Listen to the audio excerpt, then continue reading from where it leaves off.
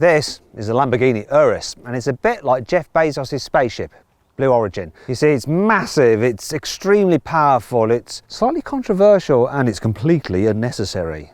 But there is something slightly cool about it. Now in this video, I'm going to give it a jolly good reviewing. I'm going to talk you around the exterior, the interior, uncover some trinkets inside which might reveal who actually owns this very car. I'm also going to drive it, brake test it, and launch it from 0 to 60 and over the stunning quarter mile many times to see if I can break it. Because I'm a good friend like that. Now, if you like videos on cars such as this, please make sure you subscribe to this channel and hit the bell icon to turn your notifications on. That way you won't miss a single upload. Anyway, I'm Matt Watson and you're watching Car Wow.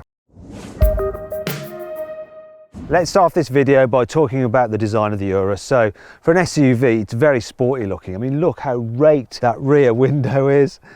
It's got this big diffuser as well. This one is in carbon fibre, look at that. And there's carbon fibre here on this particular car, carbon fibre. Roof spoiler as well. I mean, who could own this car? All day, every day. I think they're actually missing 2 letters from here. It should be an M in there and an A there. One thing does annoy me about this though, this vent. Stick of truth. I'm going to poke this person's car with a stick of truth. It's not just press cars that get that kind of treatment, you know. From the side, you can be in no doubt that the Urus is the sportiest looking SUV. I mean, just look at that falling roof line. It's so aggressive, isn't it? Now, as standard, you have 21-inch alloy wheels, moving all the way up to 23s, though if that's not big enough for you, you could do like this owner has and fit some 24s. 24s. They've also seemed to have fitted some carbony extra bits down here, side skirts, carbony bits here. I think this might be carbon wrap on here and carbon wrap on the door handles. It's actually quite hard to tell because it's pretty decent actually. Wonder who would do that. Here at the front, this car has a real angry face. In fact, the design mimics that of an Aventador, only it's raised up obviously. This one has some extra bits and pieces on it, such as carbon trim, or should I say carbon chin, look at that. It's actually called a Nero body kit. It's added to the price of this car. So the starting price of an Urus comes in around £178,000. This one has had an extra 80 grand spent on it. I mean, it's got lots of kit and lots of extras on it, and I'll explain some more in a bit. Here on the inside, this Urus is just as dramatic, especially in the way this owner has spec'd it up. Great choice of colours. I love the red, the black and the silver trim. Really smart. I like the general design of it as well, where it's multi-layered, stitching in the leather on the dash. It feels very high quality. It's all quite simple to use as well. Yeah, it's touch screens here for your central infotainment system and for your climate control, but you've got haptic feedback, which basically in English means that it vibrates a bit like your mobile phone when you press a button, so you know you've pressed it. The infotainment system, very easy to use, navigate through, and digital driver's display, nice and clear, cool Lamborghini style graphics. So all this tech reminds me of the tech in an Audi RS Q8. Though I think the owner of this car would probably be in a bit of denial that this is basically an Audi really, with a Lamborghini badge there. Driving position is good though. You can get these seats nice and low for an SUV, but also nice and high if you're a short arse like me. Actually, when I picked this car up, the seat was really far back, so whoever owns it is really tall. Now let's talk about storage. So door bins. Yeah, big door bins, look at that. And extra sensitive baby wipes. Whoever owns this car has just had a baby. What have we got in here? Lots of coins for random parking or whatever. You've got some more storage under here, which the owner's got like airwaves, and there's a 20 and a £5 note there as well. Some cash at the ready. What we've got in here, so a decent sized glove box, and they have, what's this? This is like deodorant with quarter moisturising cream for extra sensitive skin. More chewing gum. And what's this? What's Wildberry drops? These are like the kind of travel sweets that you used to have in the 1980s that you wish you just had something like some jelly babies or something nice. A bit old fashioned. Someone who's about my age then. Other than that, yeah, really nice interior. What's that? You're more interested in the engine. All right, let's talk about that now. As you're probably aware, Audi owns Lamborghini, and they're all part of the Volkswagen Group. And what you have here is the same twin-turbo 4-litre V8 that you get in a Porsche Cayenne and an Audi RS Q8. However, here in the Lamborghini, it is the most powerful version you can get of that engine. 650 horsepower, 850 newton meters of torque, drives all four wheels via an 8-speed torque converter automatic gearbox with launch control. We'll come on to that in a second. Now, one of the complaints about this engine is it's not the most raucous or noisy. However, the owner of this car has fitted an aftermarket system to this Urus. So let's hear it. Go on, let's start the engine.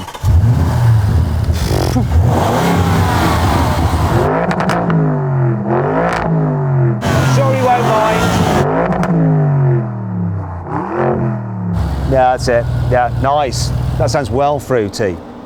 Now, you probably guessed already, the person that would do that is someone that appears in our drag races, isn't it? It is, of course, Yanni from Yanni Mize. Now, I'm going to launch this car. He doesn't want me to, but it's part of the reviews. I want to know what it is from 0 to 60 and over the standing quarter, and he's going to be a bit cross because he asked me not to. So to try and make up for that, what I want you to do is click on the pop-out banner up there to go and subscribe to Yanni's personal channel and say, listen, please let Matt off for launching your car. We needed to see it, all right? Go make sure you do that and subscribe. Now, I'm going to launch this car to see how quick it is a little later on in this video. Before then, though, there's some other things we need to look at. The Urus comes with carbon ceramic brakes as standard, and the discs are the largest on any production car. 440mm, gripped by 10 piston calipers. At the back, the discs are 370mm and they're gripped by 6 piston calipers. I'm going to do a brake test, though I'm not sure these tyres are as good as the standard Pirelli P0s. Definitely not as good as the Michelin's, so I wonder if that's going to affect the braking performance. So bear that in mind, Yanni, okay? Some new tyres. If you can get them to fit these wheels, which you probably can't. Now I'm going to do a brake test from 70 miles an hour. Full emergency stop. Come on, what distance will it do this in? Let's have a look. Stopped from 70 miles an hour in 46 metres, which is, all right. Now if you want to see another SUV perform better, click on the pop-out banner up there to see what car it is and what distance that stopped in. It's actually quite impressive.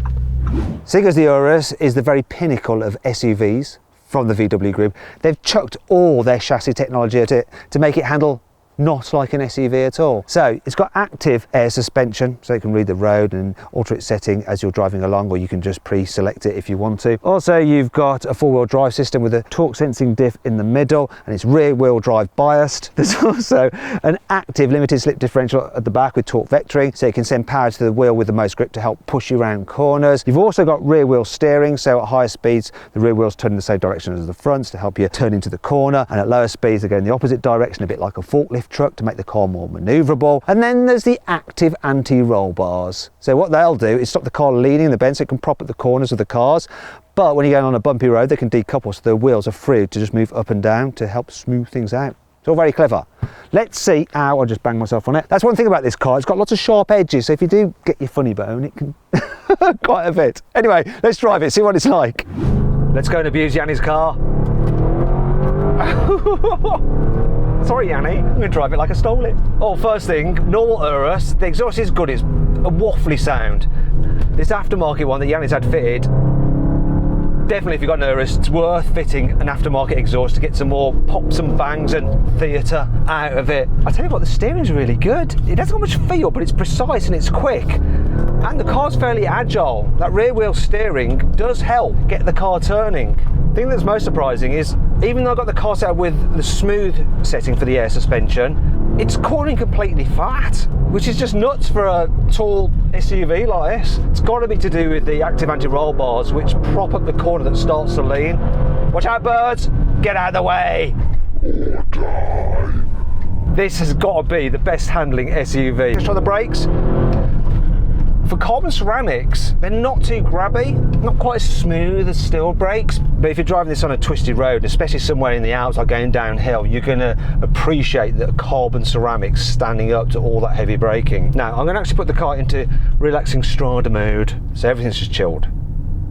And this is the thing with the Urus. All the other Lamborghinis, they've got more theatre with their naturally aspirated engines and their supercar focus. This is just chilled SUV when you're just cruising around. Honestly, the suspension is very, very good at dealing with bumps.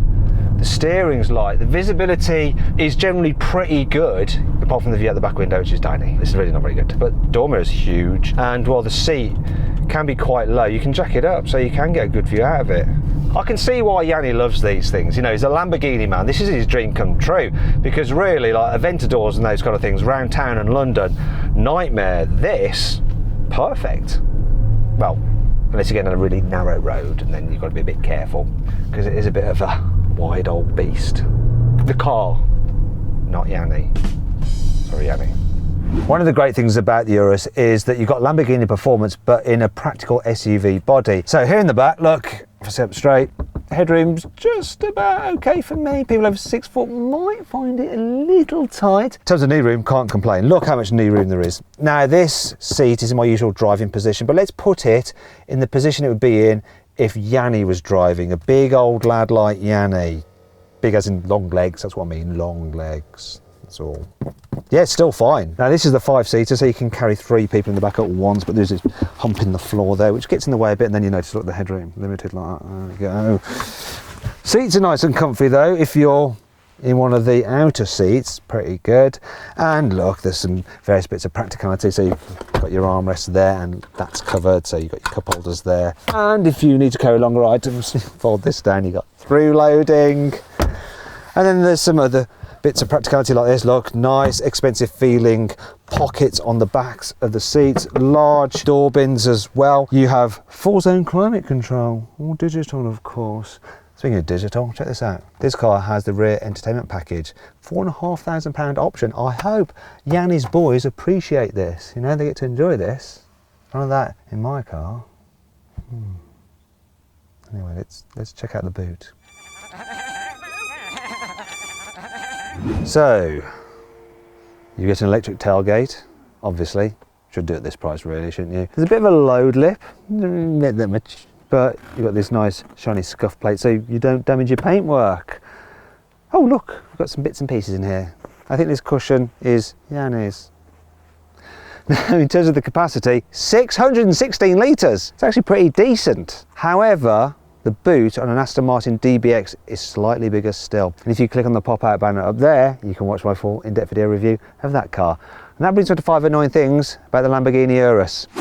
Well, I generally like these sports seats here in the front. The design of the headrests slightly protrude forward, so it pushes your head forward like that, so you end up in a bit of a bad posture situation.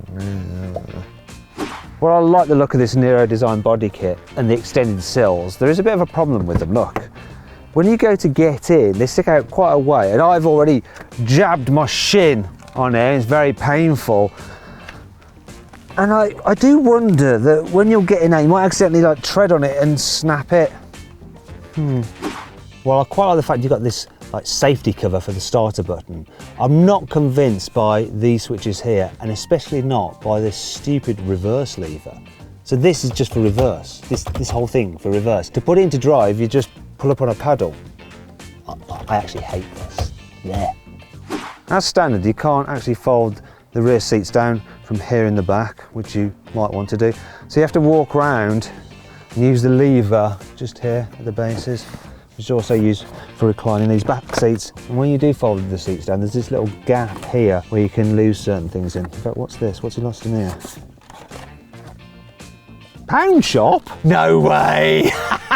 No way, Yanni's been to the pound shop. There's so many Audi parts in this car, like all the switches, Audi, but this is just ripped wholesale. And then what you're gonna have if you buy this car is motoring journalist friends such as me saying things like, do you know what? The chassis is actually the same as on the Volkswagen Touareg. So yeah, you're gonna end up having to constantly say to them, well, what car do you own, bruv, eh? Don't worry, there's still plenty to like about this car. Here's the CarWow 5 core features. As I've already pointed out quite a few times already in this video, the Urus is based on an Audi RSQ8. However, Lamborghini have used a lot more aluminium in its construction, and that plus the use of lighter carbon ceramic brakes means that it weighs 115 kilos less than the Audi. Still comes in at 2.2 tons though. You can get the Urus with an off-road pack. I'm not sure they sell many of those outside of the Arab Emirates, but there we go. Now, as some, the car gets a NEV mode, which means snow. But if you have the off-road pack, you get 2 of the modes.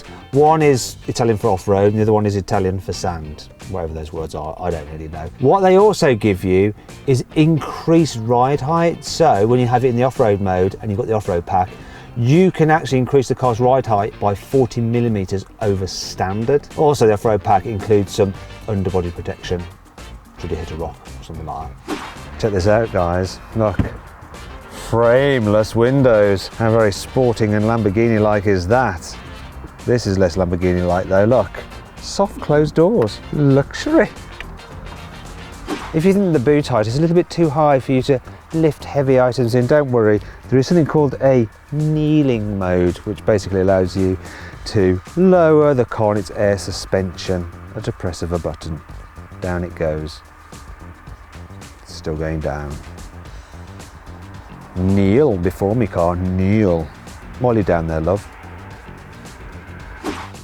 To match the hexagonal design on the front of the car, there's actually loads of hexagons here inside the cabin as well, so hexagonal shape on the centre boss of the steering wheel. The cup holders are hexagonal rather than round. This is hexagonal. The shapes here on the infotainment system, hexagonal. These, hexagonal. Hexagonal air vents, hexagonal here on the seats, hexagonal door handles, just hexagons everywhere. This Urus is supposed to do 0 to 60 in 3.6 seconds, but I'm going to find out for myself. I'm going to launch it with my specialist timing gear up here. I'm going to take extra precautions, so I'm just going to keep safe with this. Yanni has a massive head, look, both physically and metaphorically. Anyway, so let's launch it. Here we go. Left on the brake, it's in Corsa mode, no SC. Floor the throttle. Launch control is possible. Oh, here we go. Oh, 3.75 to 60. Do you know it bogged down a bit? What's the quarter mile? 11.87. You know, I've raced with Yanni a few times in this car, and sometimes it nails the launch. We go, come on baby, Lambo all day, every day. And then other times he complains, like, oh, it's bogged down. And I always thought he was just giving it all that, but it does sometimes just bog down a bit. Oh, took a second to get away. Can I do better? One more go.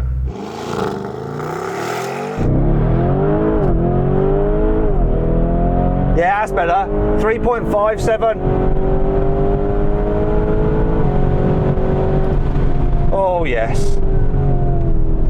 And 11.72 for the quarter mile. That was better. If it doesn't bog down, it goes quicker. He didn't lie. Do I look stupid?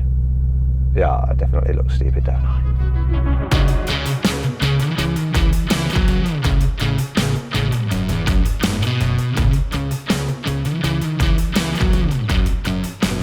So then, what's my final verdict on the Lamborghini Urus? Should you avoid it? Should you consider it? Should you shortlist it? Or should you just go right ahead and buy it?